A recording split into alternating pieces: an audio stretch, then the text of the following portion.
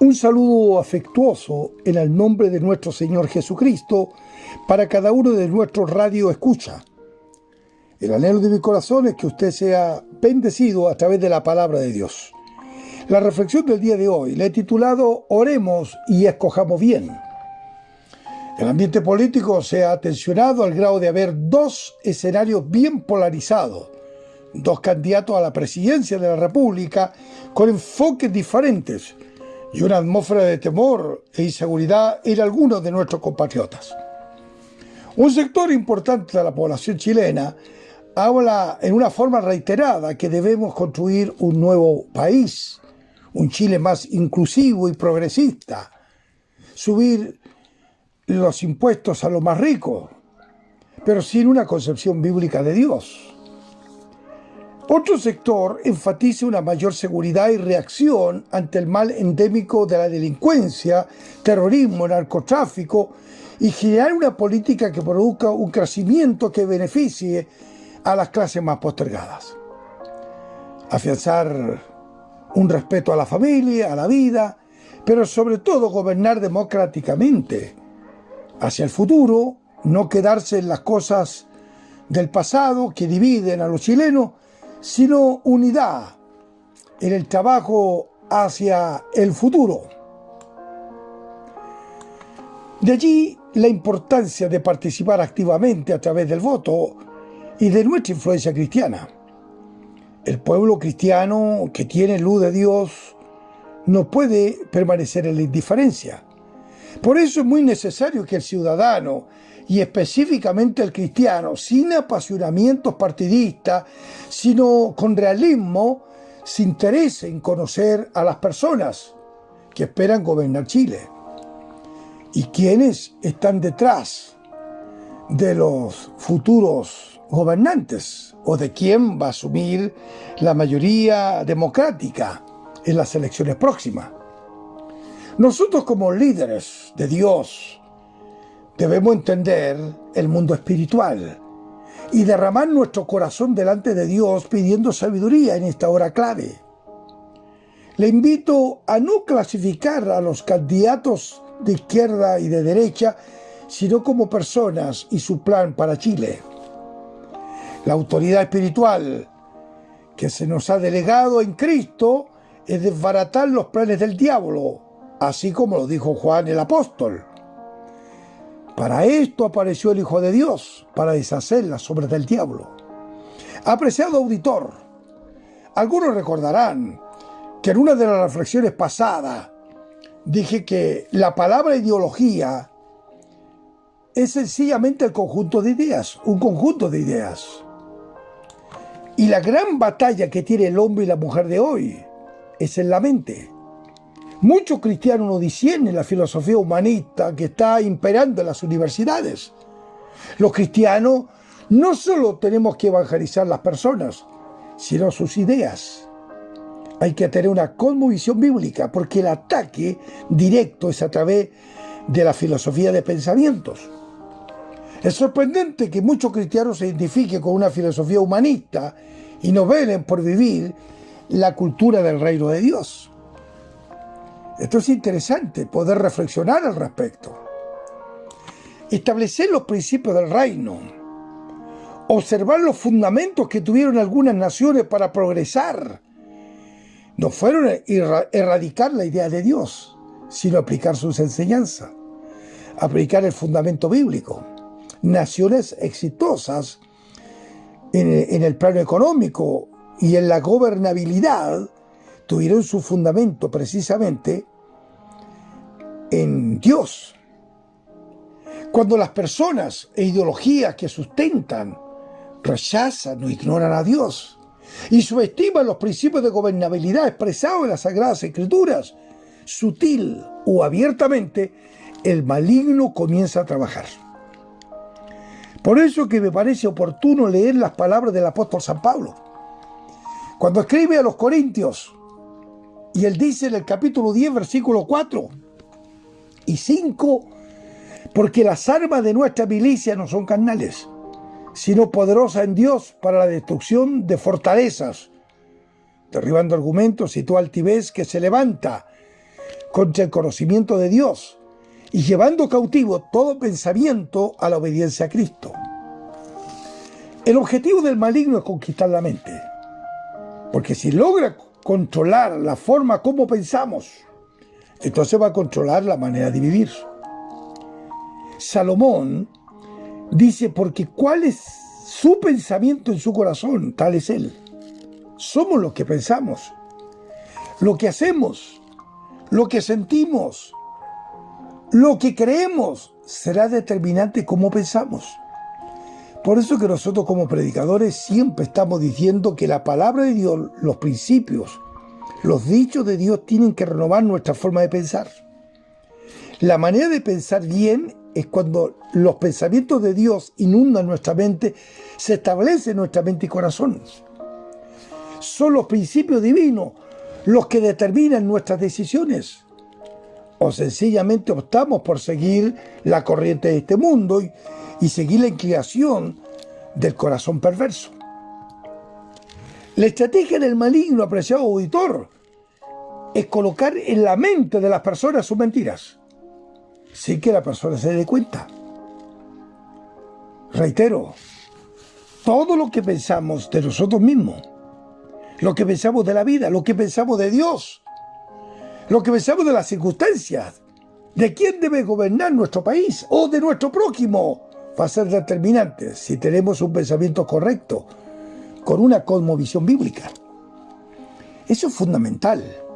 Muchas personas, los que están caminando en política como legisladores, los comunicadores sociales, los educadores, muchas veces tienen una mirada desdeñosa y sarcástica cuando uno cita a Dios o cita las Escrituras. Pero si los pensamientos están fundamentados en el poder de la verdad, o sencillamente están fundamentados en la mentira, en el engaño, si es así, van a sucumbir. Si la mentira predomina, se transforma en una atadura espiritual. Hay personas que pareciera que la mentira es una adicción. Son mentirosos. Y la Biblia dice categóricamente los resultados que tendrá los mentirosos. La mentira arraigada. Y que se pasa a constituir un espíritu de mentira. Pero si el poder de la verdad es la que domina la mente de la persona, ella va a experimentar libertad y edificación. Por eso que es tremendamente importante. Apreciado auditor, le hablo como ministro de Dios, le hablo con una cosmovisión cristocéntrica. El plan de las tinieblas es a través del engaño. Por eso que Jesús dijo, si el Hijo os libertare, seréis verdaderamente libres. Las creencias erróneas son la causa directa que mucho pueblo de Dios no tiene convicciones bíblicas en el momento de votar. Y esa es una realidad que no podemos desconocer. Hay muchos evangélicos que dependen del Espíritu Santo para predicar, para cantar, para ir a la iglesia, para enfatizar la importancia de la doctrina. Pero políticamente no están ni ahí con las Escrituras, porque votan por líderes políticos ateos, que sustentan la hegemonía del Estado sobre la libertad del individuo, que buscan beneficios personales a costa de traicionar sus propias creencias. Nótese lo que Pablo nos decía en el versículo leído, que nuestra milicia, como lo decía el apóstol San Pablo, porque las armas de nuestra milicia no son carnales, sino poderosas en Dios para destrucción de fortalezas. Bendito sea el Señor. Pablo dice, nuestra milicia, nuestra batalla no es con nuestras fuerzas, no es con nuestras habilidades humanas. Por eso no necesitamos armas carnales, sino poderosas en Dios. Cuando Pablo habla de armas, las armas de nuestra milicia, y luego señala que no son carnales, se está refiriendo a la costumbre que tenían los falsos apóstoles y los razonamientos de los filósofos para lograr adeptos. Nótese que los corintios En su carnalidad, muchos de ellos pusieron en tela de juicio el ministerio apostólico de Pablo. Porque Pablo no había sido uno de los 12. Pero el mismo Pablo defiende su apostolado diciendo: a mí se me apareció como un abortivo. Se reveló el Señor a él. Y continúa el versículo, dice: derribando argumentos y toda altivez que se levanta contra el conocimiento de Dios y llevando cautivo todo pensamiento a la obediencia a Cristo.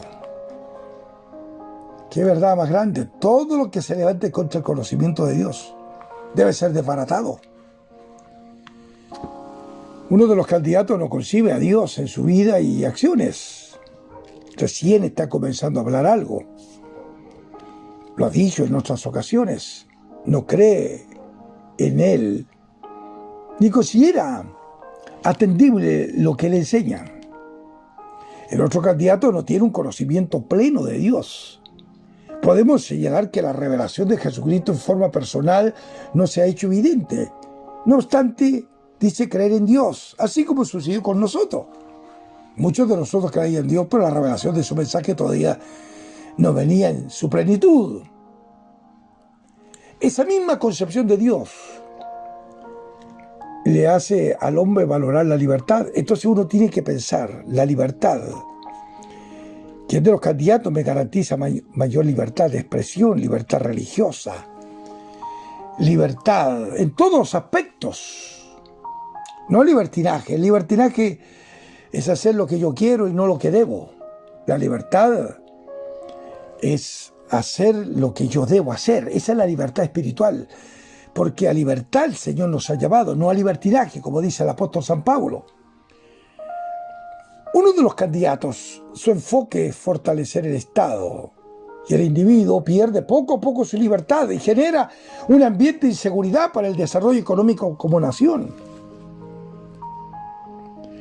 Cada candidato es humano y está expuesto a equivocarse y a errar. Y es por esa razón que tenemos que orar, para que el gobernante que Dios pueda concedernos pueda ser afectado por nuestras oraciones, ser afectado en alguna manera por la contribución que puede tener la vida la iglesia. Entonces debemos interceder para romper los yugos. Como predicadores sabemos que la unción rompe el yugo, pudre el yugo, trae libertad espiritual. Debemos interceder por el liderazgo cristiano, por su iglesia. Hay mucha confusión en estos aspectos. Hay muchas personas que tienen una inclinación social mal entendida, un falso progresismo, porque se alinea a un pensamiento totalmente antagónico a la verdad general de las Escrituras. Tenemos que interceder entonces por el liderazgo cristiano, por la iglesia en general, por los hermanos, por el pueblo, para que no se confundan, no se enemisten la hermandad, por tener un pensamiento diferente. Tiene que haber una tolerancia y tenemos que dar ejemplos de tolerancia. Tenemos que interceder por las fortalezas ideológicas. Esto consiste en el dominio que Satanás ejerce sobre el mundo. Interceder por las fortalezas territoriales que representan la jerarquía de seres malignos, quienes cumplen asignaciones por el enemigo. Cito las palabras del profeta Isaías cuando dice: ay de los que a lo malo dicen bueno y a lo bueno malo, que hacen de la luz tiniebla y de las tinieblas luz, que ponen lo amargo por dulce y lo dulce por amargo. En el contexto de estas palabras, los gobernantes de Israel y Judá estaban relacionados con el pecado, justificaban al malvado. La borrachera era parte de su vida diaria. Dios nos manda a ser luz del mundo y sal de la tierra. Debemos ejercer una influencia de reino y no ser pasivos. Dios nos ayude para votar correctamente, con sabiduría, con fuerza y ejercer influencia sobre otros. Dios le bendiga. Paz y victoria en Jesucristo, y seguimos con esta línea de pensamiento.